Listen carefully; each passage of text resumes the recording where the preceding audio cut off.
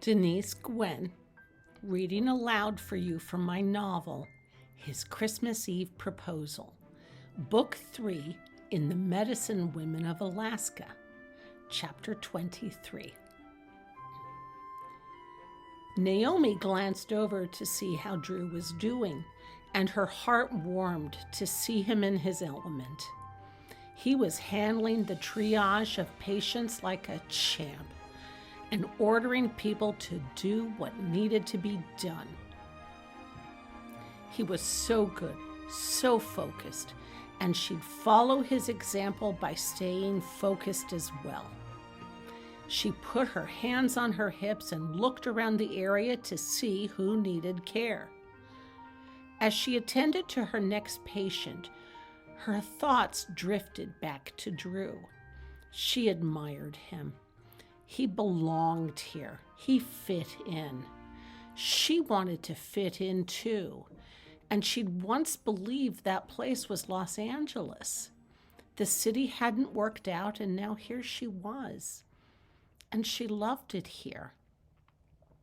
She wasn't going to let the wife of her former boyfriend get in her way, was she? No, she was not. Drew interrupted her musings by gesturing for her.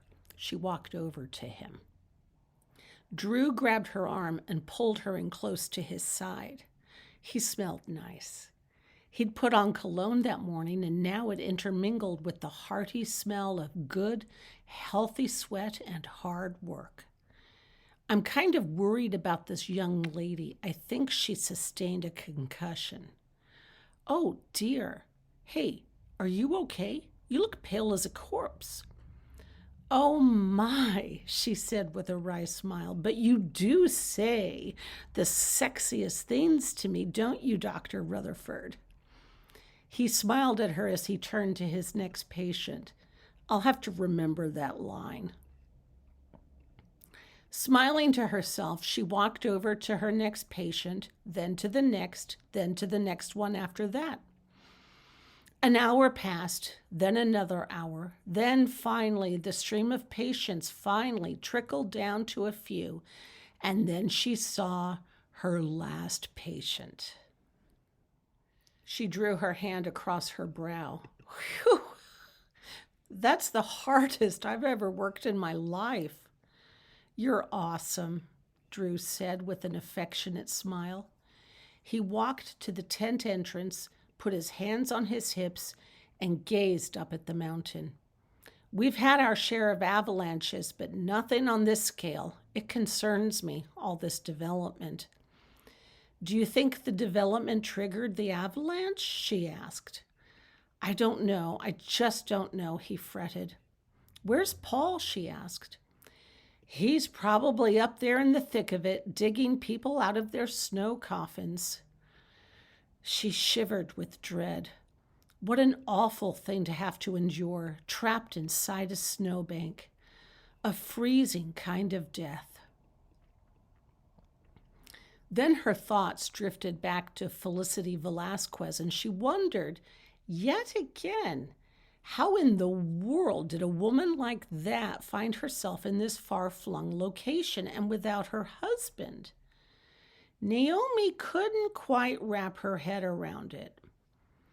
Drew put his cell phone to his ear and looked worried. What's going on? She asked. Hey, Paul, he said, and as he spoke to his brother, he placed his hand on her shoulder, and the weight of his steady hand assured and helped calm her nerves. Okay, Paul, we'll be right there. He clicked off his cell phone and looked at her. Paul's found someone who's still trapped in the avalanche, but they can't dig him out because he's wedged up against something. It's a rock or something, maybe some kind of boulder. Naomi was exhausted. Heck, she was beyond exhausted. She was worn out and she didn't think she could take another step or look at one more patient. But as Drew told her the narrative of the injured man, her heart lifted, and she knew that Drew, regardless of how exhausted he was, would make the trek up the mountain to help his brother. That helped her to make her own decision. She too would make the trek alongside him. If he wanted her to come along. Do you want me? Would you like me to help? Yes, of course, he said, and he gazed down at her with his large, warm brown eyes, and her heart surged. She'd go anywhere with this man. It was a good, hard slog, and she kept her gaze focused on the mountain above her, worrying, wondering if perhaps another avalanche might occur. But to her relief, nothing happened. It was hard to see the horrible destruction up close. The destruction was devastating. Once beautiful trees had been snapped in half, side buildings destroyed, and a gaping hole torn through one of the hotel's main walls.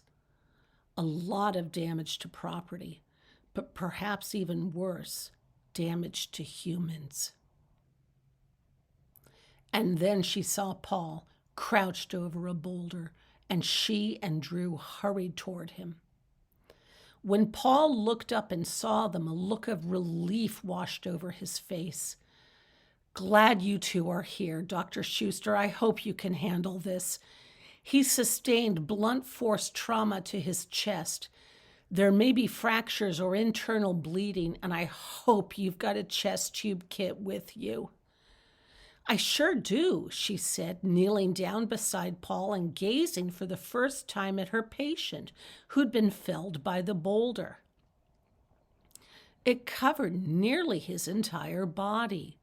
He'd been standing upright as the avalanche made its first crack in the atmosphere, and the boulder had simply knocked him to his back.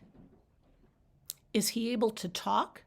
She glanced at her patient, and the shock of seeing this man, months later from the moment when she'd abandoned him at the altar, all came rushing back to her, and she inhaled sharply.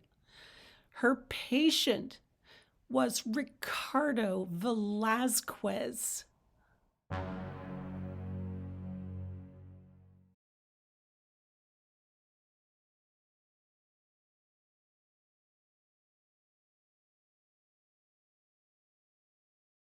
She did feel a tiny twinge of regret seeing him so happy. And yes, the woman on his arm was a match for him in terms of society and social climbing. But she knew Felicity Berkheimer, and Felicity was no equal to Ricardo in terms of intellect nor compassion. I'm in pain, the woman said. I need pain meds right now. Hold on, hun, she said automatically, her mind whirring. Do I have permission to pull your shirt up so that I can see your stomach? Hurry up, the woman said. Okay, lady, chill, please. The woman said nothing, and Naomi realized that time was of the essence. So she lifted the t-shirt to reveal the woman's slender belly, and when she saw the bruising, her heart sank. Oh, no. I hurt, the woman said and wept. And yes, Naomi did feel bad for her. A bruise forming quickly against the woman's skin alerted Naomi to internal bleeding, indicating a severe injury. Her spleen may have been damaged. She needed surgery. Stat. I hurt, the woman said. You're bleeding internally, Naomi said. I need to get you out of here. She reached into her pocket and pulled out a red tag and circled it around the woman's slender wrist. When the woman noticed the red tag, she freaked out. Am I dying? She cried out. No, you need surgery. You're going to be fine. I'm dying, the woman howled. Oh, this was so helpful. Not. Naomi straightened up and looked around wildly, trying to get someone's attention. When she caught sight of two paramedics with a gurney between them, she cried out to them and gestured toward the woman on the cot. "Guys," she called out, "she needs to get airlifted out of here, stat." The two paramedics hurried toward her. God forbid she had to perform surgery on Ricardo's wife, Mrs. Ricardo Velasquez. No, no, no, no, not at all did she want to do anything of that nature. If she operated on Mrs. Velasquez, it would lead to all kinds of problems and a whole host of issues. And if word got out that Ricardo's ex-fiancée had operated on his present wife and killed her, there would be hell to pay. Yes, she'd performed an appendectomy in Drew's clinic, but a spleen? No. There was no way she could perform that kind of an operation on this hillside. The two paramedics hoisted the woman onto the gurney and bore her away. Hopefully she'd get to the hospital in time and there'd be a fine surgeon there who could perform the splenectomy. But then another worry assailed Naomi. If Felicity Velasquez was up here and had just gotten hauled out of the avalanche, then where in the world was Ricardo? There was no way she'd travel all the way out here to the most remote section of Alaska without her dashing husband. And then her heart sank further. No doubt, Vittorio Velasquez, Dr. Hermano Velasquez's developer brother, had probably installed a timeshare condo for his favorite nephew and his new, beautiful wife, and that meant she'd run into Ricardo and his wife all the time from now on. Great, just great.